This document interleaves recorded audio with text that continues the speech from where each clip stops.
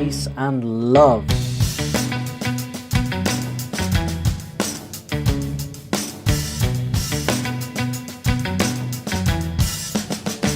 Let's get into it. We are now going to be jumping into Opeth Deliverance audio. Let's see what this is all about.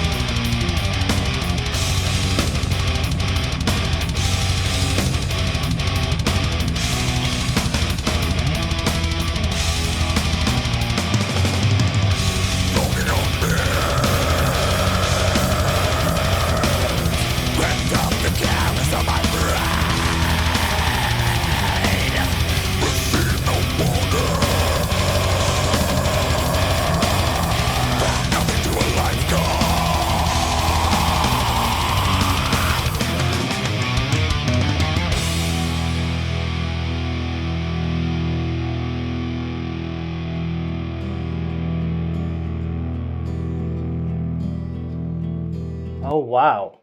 Okay.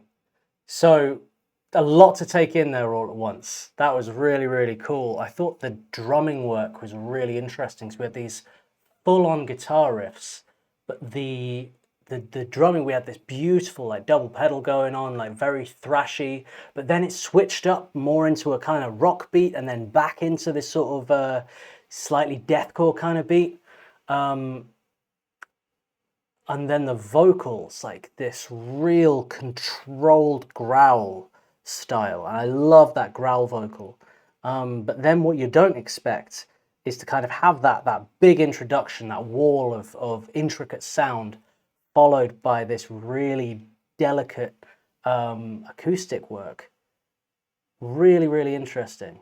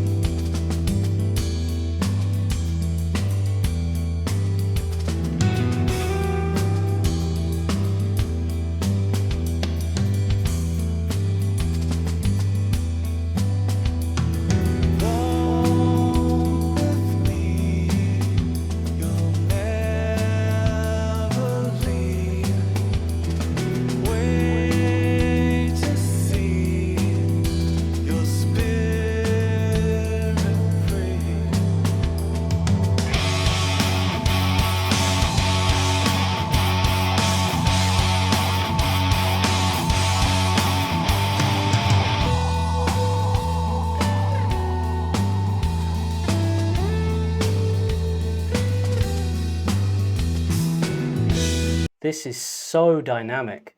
There's so many sounds here. I'm thinking a bit of Floyd. I'm thinking a bit of Nine Inch Nails, like with the kind of industrial sound that we had in there. Did you hear that pad that carried on through from that sort of heavy part in as it got mellow again? Then that guitar tone is a little bit Gilmore. Really fast moving in how it's switching up guitar tone, vocal style. We have acoustic, we have say this Floyd kind of guitar, we have this heavy guitar, but then two kinds of heavy. There's like really heavy metal, and then there's more of like an old school metal sound. Feeling some elements, like some slight elements inspiration from Sabbath a little bit, and some of the style of riff. And his vocal so clean, such a nice contrast to the growling style. It's really like, yeah, really dynamic, really, really interesting.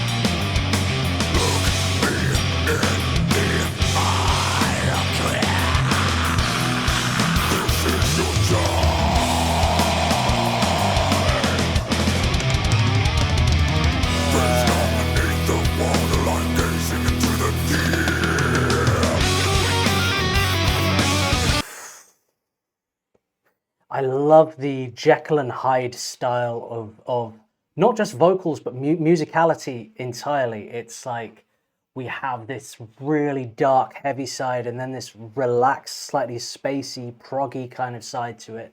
And the way they're swaying, you know, it doesn't feel like two bands competing with each other in the same song. It's the same band, but it's these different sides. And like the drums, we've got these kind of like jazz influence, but under like a death metal kind of framework, syncopated kick patterns. Like there's a very like subtle swing to it.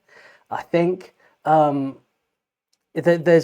trying to take it all in, but it's interesting that this band is sometimes compared to Tool, because although they don't sound anything like Tool at all, it is journey music, it is experience music, and the composition of it has the same level of freedom and wildness to it. Really, really interesting. Ninja says in the chat, their lead singer Michael Ackerfeld, sorry if I've butchered that name, he accepts Michael, does all the vocals, the rhythm guitar, and actually does one of the solos. Wow. Very jazzy in my opinion. Yeah, it is jazzy.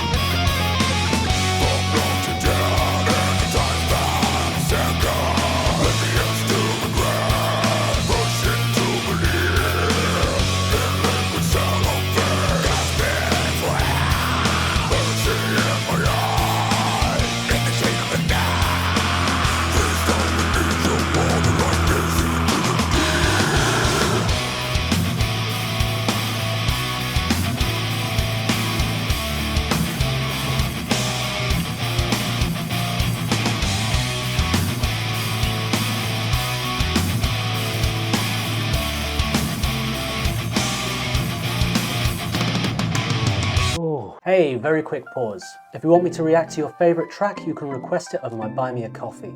You can catch me on Twitch at least 3 times a week. For exclusive live full album deep dives and stream replays, you can join my Patreon starting from £1 a month. And don't forget to subscribe here for new videos every single day. Let's get back to it.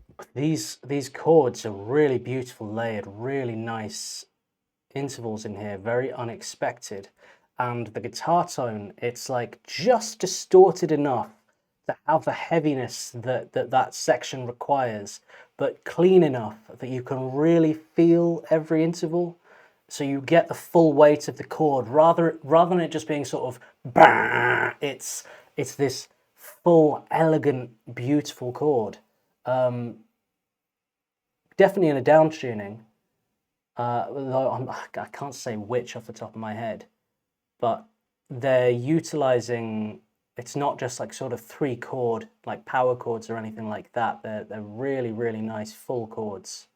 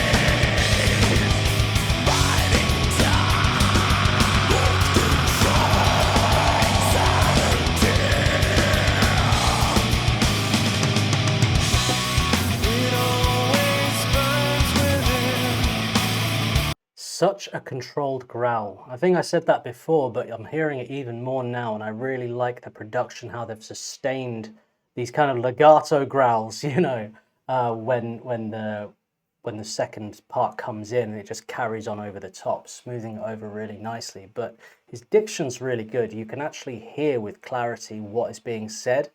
And it's an interesting sound.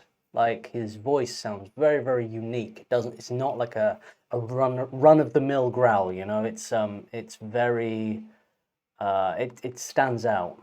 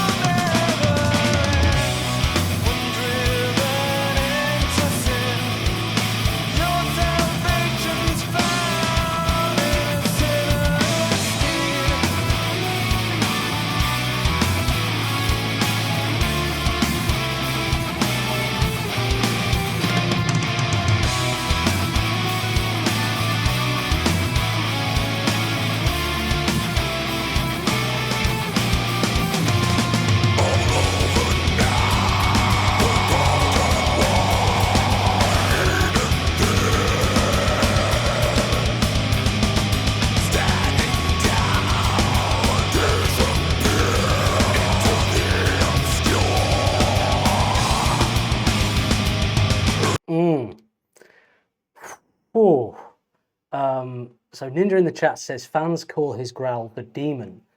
I get the demonic. I'm getting more like Urukai kind of feel from this. Like, because I don't know them that well. I can't picture them. The lead singer to me is Urukai, you know, with the white hand of Sauron. Yeah, definitely that feels slightly orcish, you know. And Colin in the chat says a lot of people that don't like growls or tolerate Opeth because it's easier to.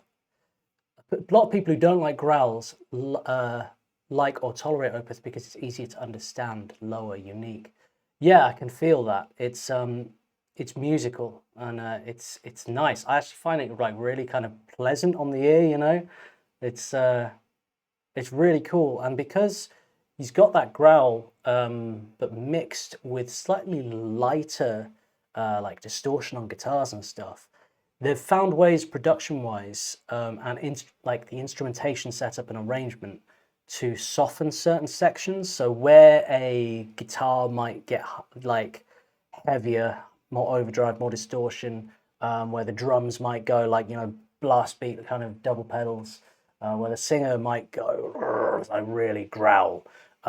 They soften other aspects to it. Maybe if the singer's growling, the drums are more of on a steady beat and the guitar's a little softer. and kind of like taking it in turn to fill the space of heaviness, and then at times all coming in together. And that's what's giving them such a dynamic range here.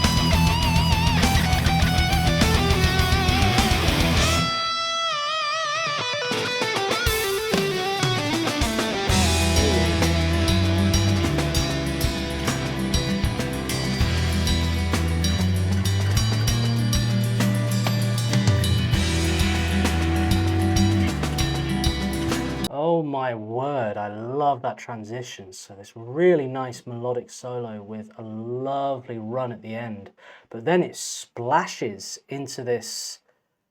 I think on my first Opeth reaction, I compared the sound to the Diablo 2 soundtrack, Matt Yorman, and again, I'm feeling that once again, but this time we're not in Tristram, we're in Luke Lane.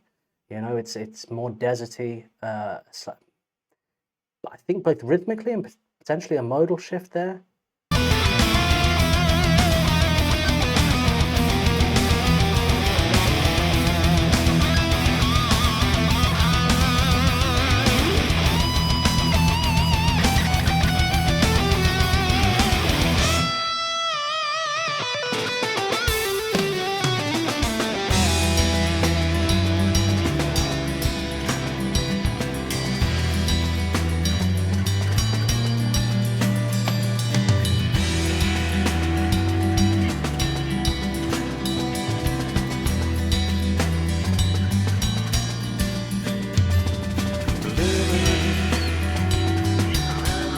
Busy work on the drums. I'm sorry to pause so much, but like there's so much that's jumping out to me here. And that section, as lovely as like I can't even choose a favorite aspect of that. The chords are beautiful, like the picking and the bass movement of it. But the drums are doing so much there, so many interesting little fills, so much work on the rides that it feels less like a drum kit and more like a sort of full percussion section. Really, really interesting.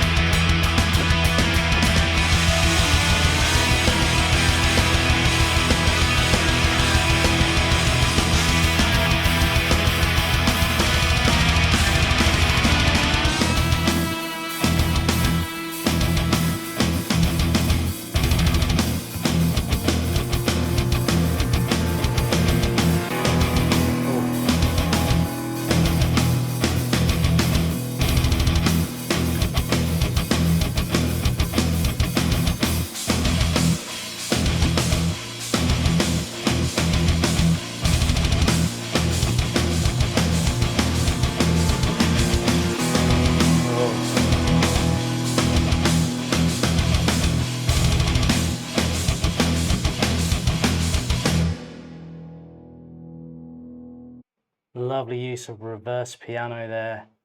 That was something else. That wasn't a song, that was like an emotional journey, and there was so much to that, like so much time, so many great ideas within one piece of music.